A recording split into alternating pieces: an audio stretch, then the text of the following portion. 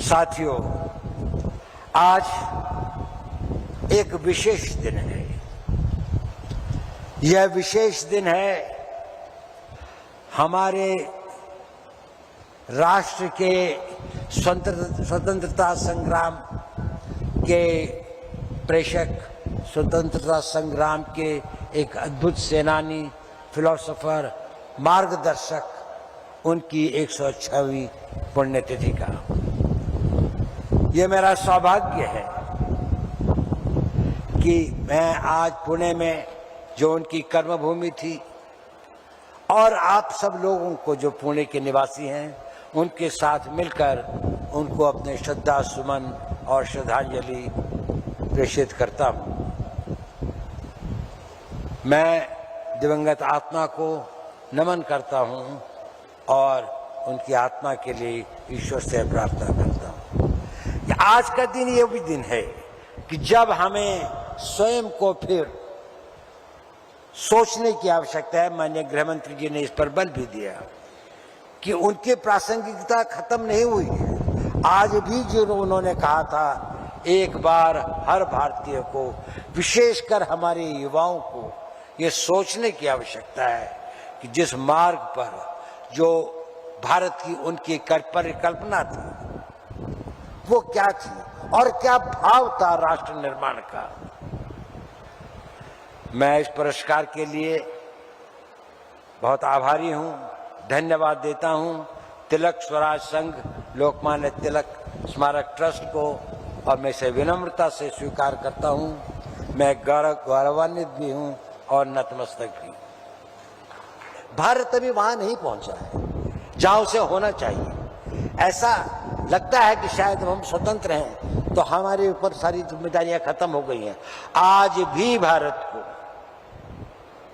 बाहर से भी और अंदर से भी बहुत अधिक चुनौतियां हैं। भारत का विकास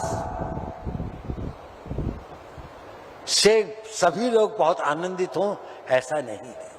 भारत का विकास कई लोगों के लिए, कई देशों के लिए, कई इंटरेस्ट के लिए, उनके लिए ये घातक है और हमें उसका मुकाबला करना है। उसके लिए हमारे को एक दृढ़ता के साथ संशय को हटाकर, वो संशयात्मा विनाशाय, संशय में मत पड़िए। एक बार एक ही चीज को सोचिए, देश के इंटरेस्ट को सोचिए, देश के इंटरेस्ट में काम करिए। अपनी हर उसको आप आगे बढ़ाने के लिए अगर एकजुट होकर चलें तो उतनी दूर भी नहीं है। आज हम बहुत भाग्यशाली हैं। हमारे देश में एक ऐसा नेतृत्व है, हमारे देश के अंदर एक ऐसा वातावरण है कि जहां पर हम अपने आप को शक्तिशाली बना सकते हैं। माननीय मोदी जी, माननीय अमित शाह जी, माननीय सभी लोग इतने एकजुट होकर काम करें। मुझे तो गृह मंत्री जी के साथ काफी क्लोजली काम करने का सौभाग्य मिला है।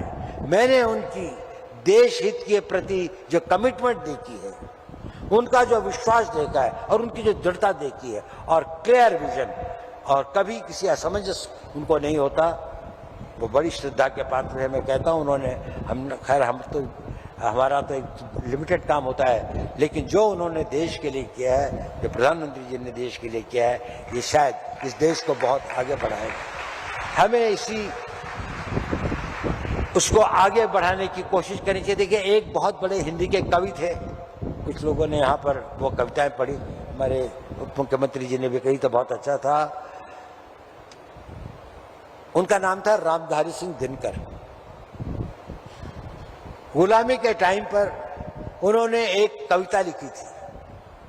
मैं चाहता हूं कि हम सब लोग समय मिले तो एक छोटी सी kविता है, 15, 16, 20 लाइन की, उसको पढ़े तो, और उसका नाम है आग की भीख।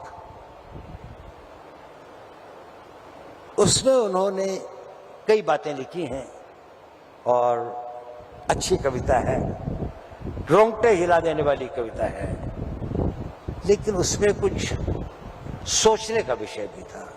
और कवि जो है ईश्वर से प्रार्थना कर रहा है, भीख मांग रहा है। वो ईश्वर से वरदान मांगने के लिए जाता है तो कहता है, क्या चाहिए मुझे? कि तम वेदनी किरण का संधान मांगता हूं। तम अंधेरे को कहते हैं, जो तम को वेद सके, जो अंधेरे से थ्रू मुझे क्या कहते हैं हम लोग उसको, जिसको नाइट विजन जिसे दे सके, तो तम वेदनी किरण का संचार मांगता हूं, जड़ता विनाश को फिर भूचाल मांगता हूं। ये जो जड़ भाव है जो कि आपको भ्रमित कर देते हैं, आपको उन दिशाओं में ले जाते हैं कि आप अपनी देश की, राष्ट्र की, मानवता की, समाज की जो सही दिशा है उसको छोड़कर आप निजी इंटरेस्ट की दिशा में चले जाते हैं, आप सेक्टेरियन इंटरेस्ट की दिशा में चले जाते हैं, चीप पॉपुलैरिटी में चले जाते हैं। विष का सदा लहू में संचार मांगता हूं, प्यारे स्वदेश के हित अंगार मांगता हूं। तो दिनकर की वो जो ललकार थी कि प्यारे स्वदेश के हित,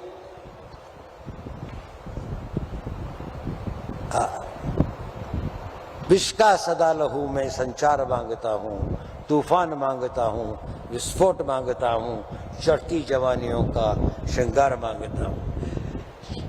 आज का जो यौवन है, आज का जो यूथ है, वो अपने आप को समर्पित करे, पूर्ण रूप से ये सोचे कि मैं राष्ट्र हित में ही करूंगा। अगर मेरे छोटे मोटे इंटरेस्ट हो भी, चाहे कुछ हो, उनको मैं नजरअंदाज करूंगा, वो बात की बात है।